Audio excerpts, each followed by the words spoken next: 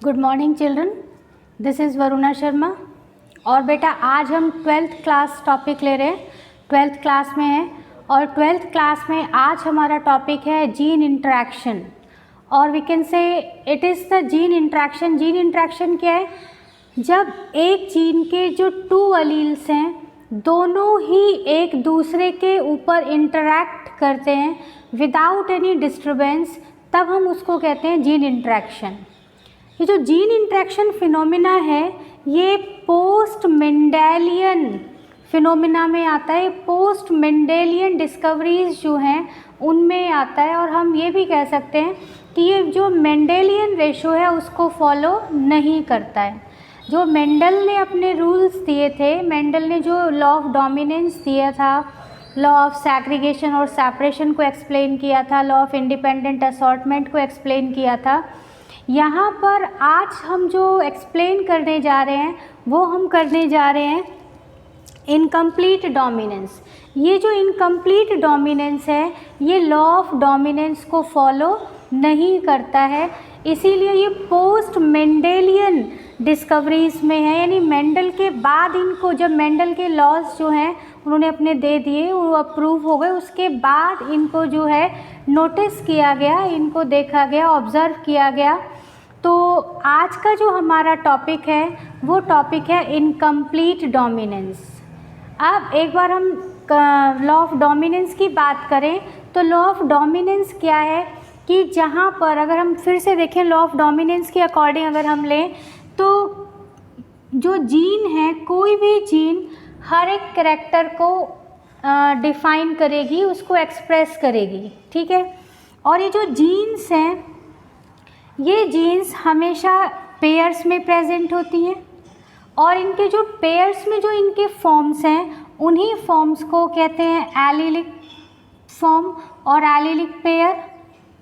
यानी हम ये कह सकते हैं कि जो जीन है ये पेयर में प्रेजेंट है, और पेयर में प्रेजेंट होते हुए ये सेम काइंड के भी हो सकते हैं अलील्स और डिफरेंट काइंड अलील्स भी हो सकते हैं। फॉर एग्जांपल अगर हम प्लांट हाइट की बात करें तो प्लांट हाइट में यानी यहाँ पेयर में जीन प्रेजेंट है, जो हम कैपिटल टी यूज़ कर रहे हैं डोमिनेंट टॉल प्लांट के लिए यूज़ कर रहे हैं, तो ये टॉलनेस को शो कर रहा है। यानी पेयर में दोनों जीन सेम है, पेयर में दोनों अलील्स सेम है।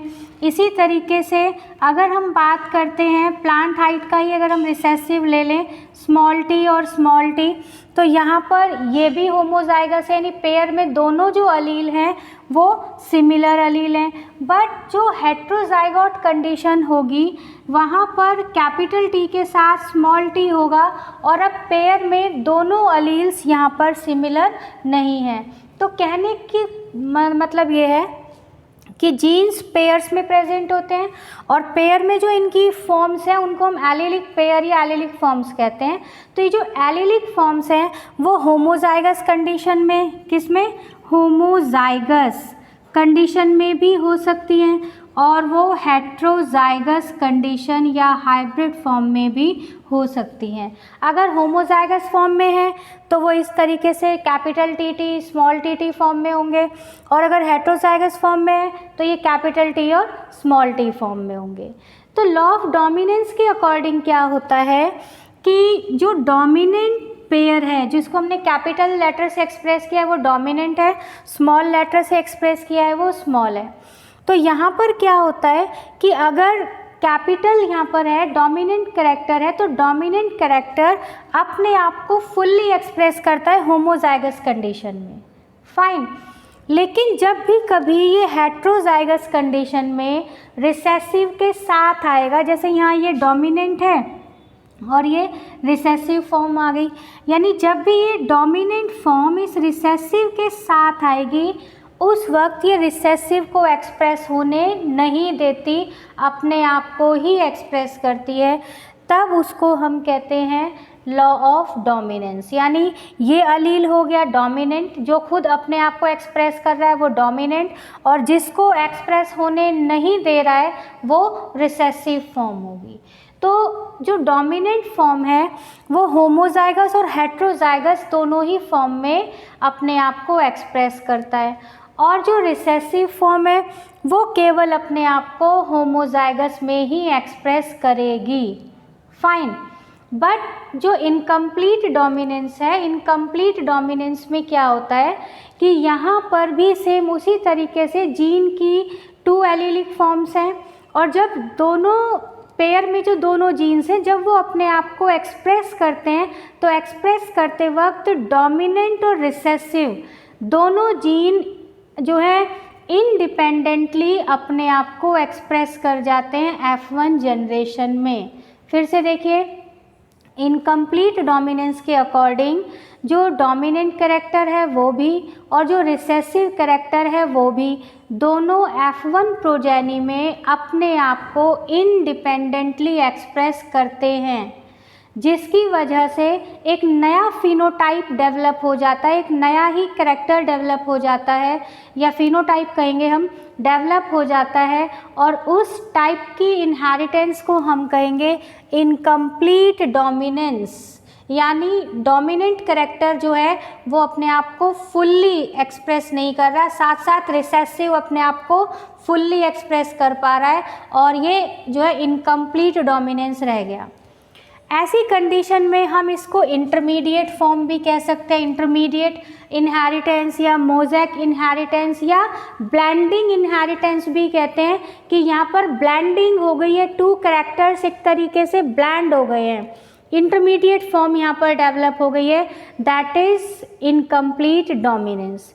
अब देखिए, अकॉर्डिंग टू डेफिनेशन अगर हम इसको लेते हैं तो देखिए, when none of the 2 alleles of a gene, यानी एक जीन के जो 2 alleles हैं उनमें से कोई भी डोमिनेंट नहीं है, dominant over the each other, so that both of them are present together.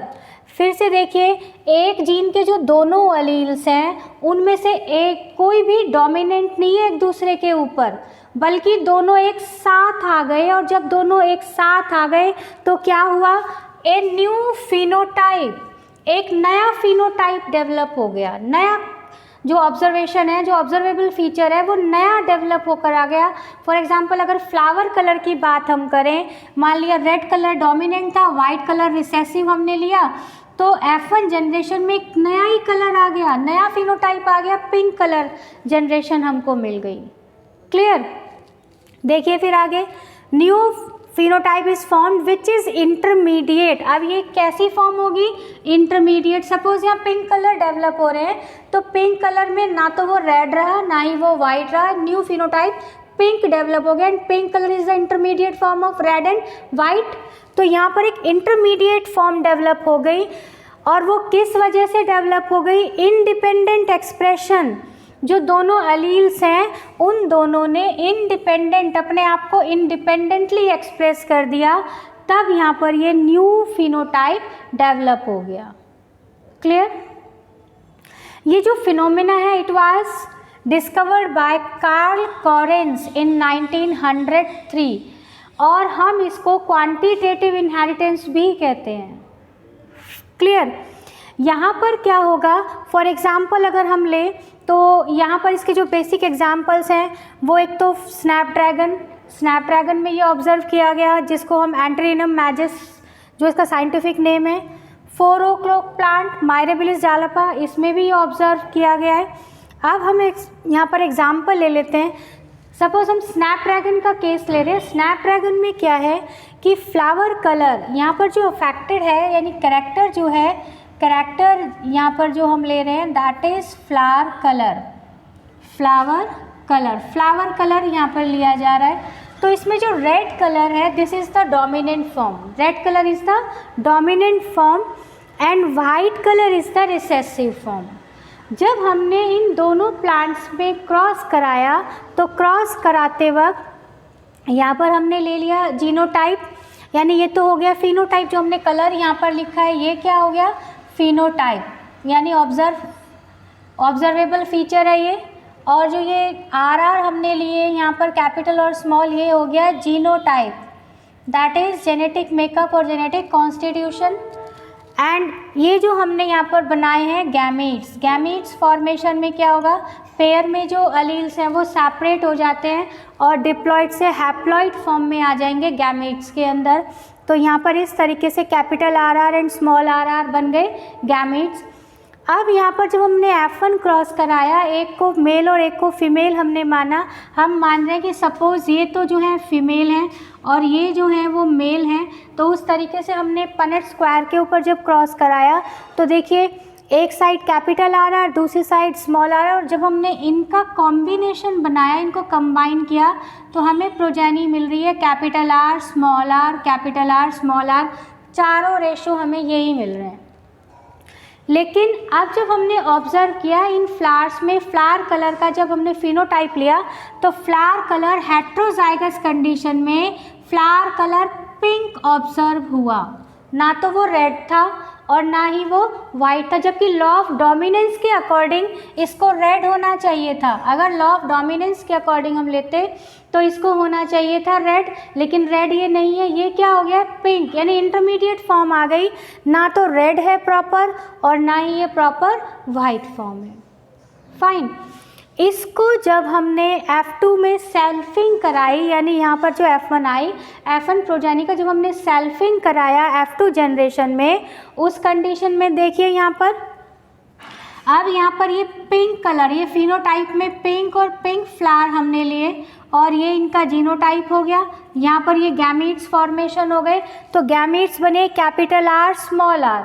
इनका जब हमने यहाँ पर रेशो लिया, यानी पनेट स्क्वायर पर एक साइड हमने एक पेरेंट को लिया, दूसरे साइड हमने दूसरे पेरेंट को लिया, और जब कॉम्बिनेशन कराया हमें एक मिला कैपिटल आर आर, यानी होमोजाइगस डोमिनेंट, दूसरा हमें मिला कैपिटल आर स्मॉल आर, तो यहाँ पर हमें मिला है हेट्रोजाइगस फॉर्म।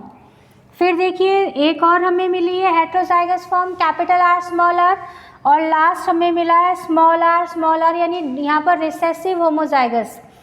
अब जब हम इनको ऑब्जर्व किया गया तो देखिए यहाँ पर कैपिटल आर आर एक है, तो एक हमने लिया, और क्योंकि ये होमोजाइगस है तो होमोजाइगस कंडीशन में तो रेड को ही शो कर रहा है, रेड कलर को शो कर रहा है, तो एक हमें मिल गया रेड कलर।